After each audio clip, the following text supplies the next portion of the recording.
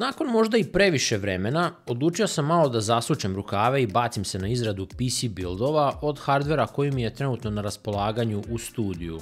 Stoji mi sa strane, pa reko što da ga malo ne upogonim i proverim kako to sve radi u praksi, ali možda i bitnije kako to sve izgleda. Ne volim duge uvode, pa krećemo odmah nakon ove informativne reklamice.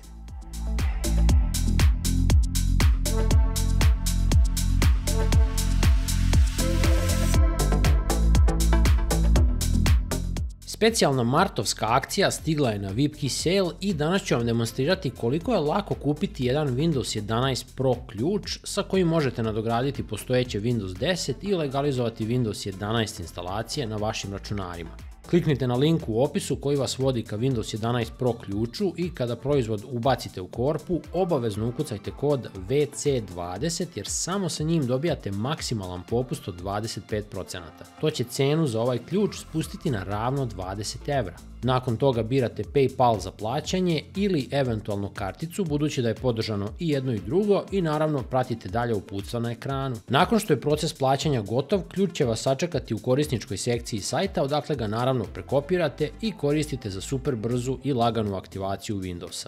Ovo će biti full PC build, pa krećemo od matične ploče. Ovo što gledate je ASRock B650M-HDV/M2 matična koju sam kupio za potrebe testiranja kućišta kada sklapam neke test buildove u njima i proveravam koliko je laka gradnja računara u takvom kućištu. Reč je o matičnoj ploči sa jednostavnim dizajnom, bez nekog enormnog kvaliteta izrade, veoma niskom cenom naravno, ali ono što je najvažnije sa sjajnom softverskom podrškom, svim slotovima koji će vam trebati, dodacima koje ćete moći koristiti i u budućnosti i konektorima koji su najvažniji.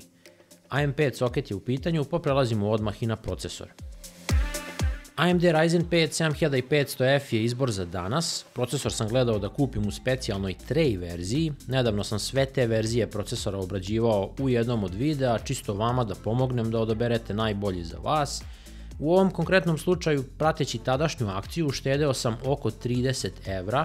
Nisam dobio ništa što mi ne treba, tako da sam savršeno prošao, pa i vama savjetujem da budete strpljivi. Za one koji vole da srljaju i žele sve odmah i sada, ovakav savjet naravno diže kosu na glavi, a znam da vas ima jako puno. Procesor sam izabrao jer je i dalje najjeftiniji punokrvni Zen 4 model sa ukupno 24 PCI Express linije 5. generacije, punom L3 memorijom za keširanje i maksimalnim TDP-om koji ga neće ograničavati u radu.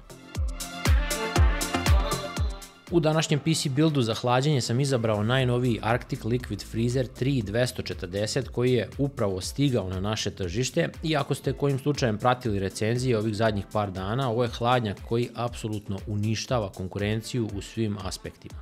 Naravno, gledat ćete i detaljnu recenziju na kanalu ovih dana, ali treba istaći da je kod trojke, pored funkcionalnosti, evoluirao i dizajn.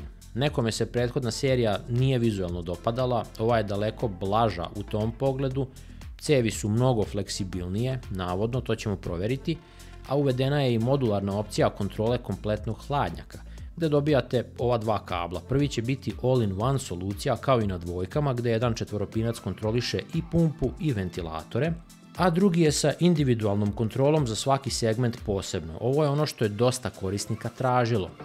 Međutim, jedan od najjačih poteza je ovaj kontakt frame za montažu na Intel LGA 1700 i buduće LGA 1851 ploče, koji u neku ruku predstavlja čak i kritiku na zaista užasan Intelov dizajn kompletnog tog soketa. Jer isti bukvalno krivi procesor i onemogućava ravnomerno naleganje baze hladnjaka. Arctic je ovim potezom bukvalno rekao hold my beer, mi ćemo ovo rešiti ako ste vi već nesposobni.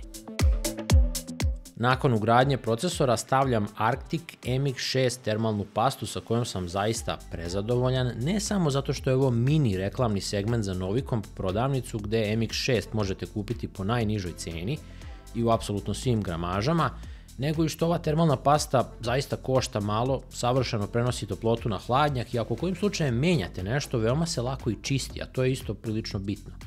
I naravno to pričam iz iskustva jer ja ovo i inače koristim.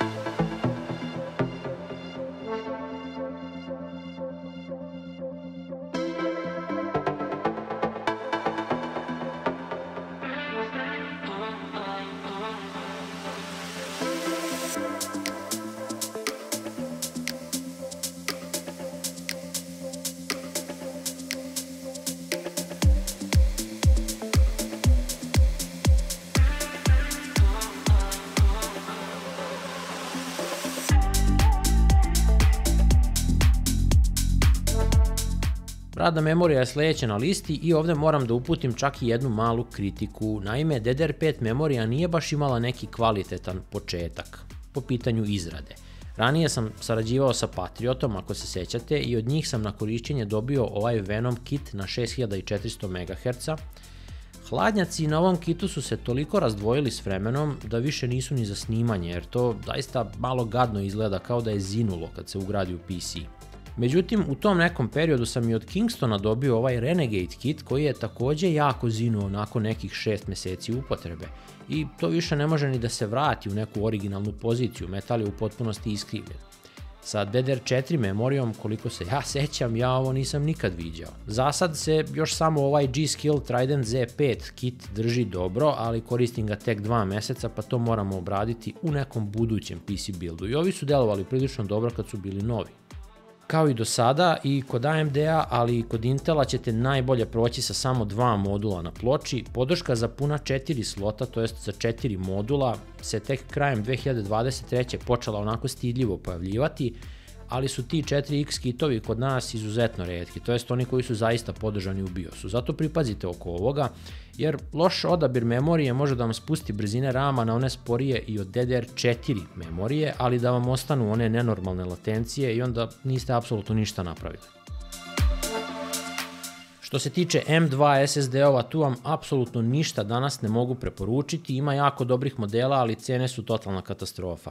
Ja, na primjer, još uvek, evo već dugi niz godina, koristim ovu kombinaciju. Patriot P300 disk sa HMB keširanjem i ovaj Western Digital Black 770 koji ga dopunjuje u test sistemima kad radim neke testove performansi.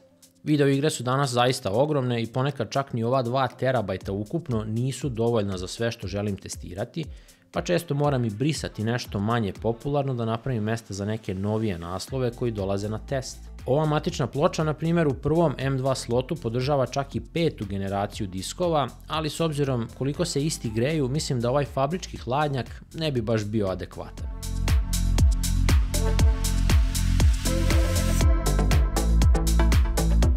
Ok, sada kada se sve nalazi na ovoj matičnoj ploči, prelazimo na pripremu kućišta za ugradnju delova. Kućište je Raijintech Paean C7, model koji sam skoro testirao, u recenziji koju skoro niko od vas nije ni gledao, iako je reč o jednom od najisplativijih kućišta trenutno kod nas, jer za 60 evra nudi debeo lim, debelo kaljeno staklo, jako puno prostora unutra i izvanredan protok vazduha. Ali ajde, nije kao da ste mi tražili da snimam jeftine, a dobre proizvode. Što se tiče same ugradnje matične ploče, uvek je lakša kada je neki vazdušni hladnjak na njoj, ali za all-in-one vam samo treba malo strpljenja.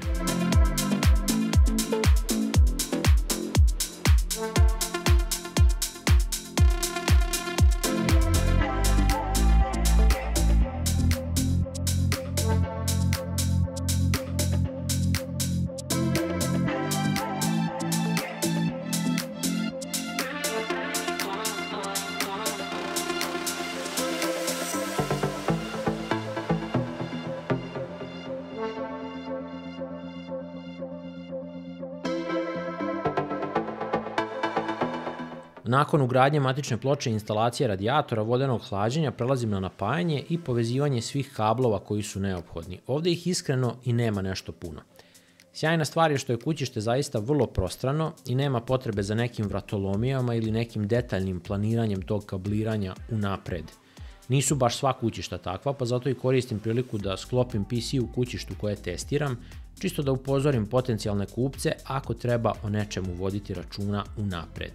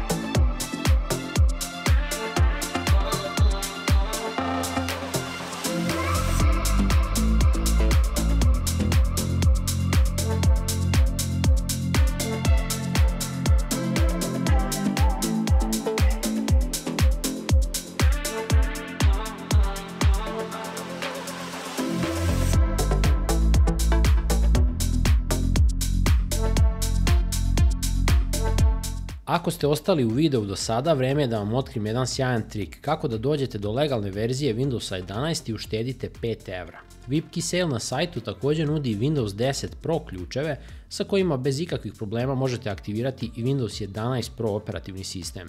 Ukucajte kod WC20 pri kupovini i ključ je vaš za samo 15 evra.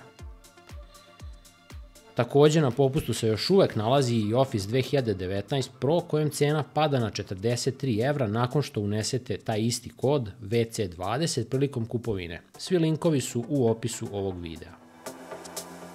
Ok, sada kada je sve lepo ubačeno i povezano, na samom kraju ide grafička karta, bar je ja tako ugrađujem jer nema potrebe zezati se sa onim sićušnim kablovima u donjem desnom uglu matične sa grafičkom u slotu, jer će vam u jako puno kućišta baš ta kartica zakloniti pogled na taj deo matične ploče. Što se karte tiče, ako je neki malo jači model kao današnja RX 7800 XT, uvek izvodim dva odvojena osmopinca od napajanja, to će vam i proizvođači preporučiti, a ovdje konkretno mogu da vas savjetujem da će za veliku većinu konfiguracija najbolji izbor biti napajanje renomiranih proizvođača poput Seasonica, Corsera, FSP-a, Cooler Mastera itd. u klasi 80 Plus Gold sa 700 do 800 W. Dodatni savjet, svako od tih napajanja danas možete pronaći i u modernijoj ATX 3.0 ili Gen 5 iteraciji, imat ćete tu oznaku u imenu.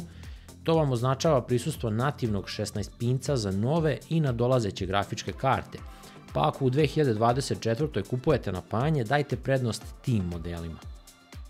Na kraju svega ovoga moja jedina zamjerka vizualno je ta da sam radijator najverovatnije trebao ugraditi bočno, jer kao što ovdje i možete vidjeti na vrhu sam ga morao pomeriti skroz desno, pa to baš i ne izgleda najbolje. Jeste dobro za provođenje onog osmopinca na matičnu ploču.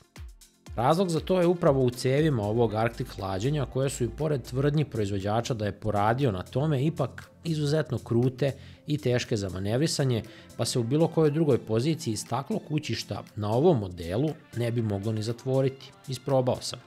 Ali eto, to vam je konkretno samo još jedan dodatni savjet za instalaciju ako se odlučite za ovu novu Arcticovu seriju. To naravno važi i za prethodnu generaciju. E sad, performanse ovog računara naravno neću obrađivati jer za gotovo sve komponente iz ovog videa već imate recenziju na kanalu, a to vam je ujedno i mnogo bolja varijanta za gledanje jer je svaka od tih recenzija usko fokusirana na specifičan proizvod koji obrađuje. Ovaj video je samo deo novog serijala na kanalu koji krećem u 2024. Hvala svima što ste gledali, vidimo se u nekom narednom.